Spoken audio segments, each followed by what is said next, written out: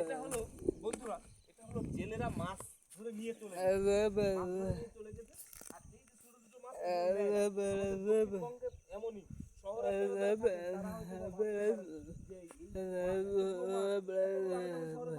এই মাছগুলো বিক্রি হয়েছে।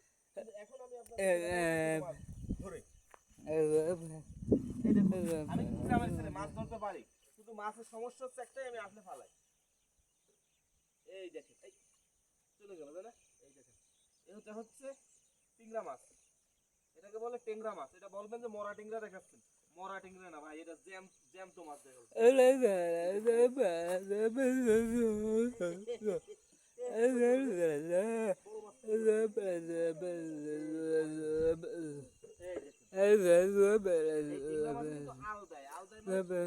কাটা আছে, বুঝছেন, ওর কাটা আছে, কাটাগুলো হচ্ছে প্রচুর বিষাক্ত।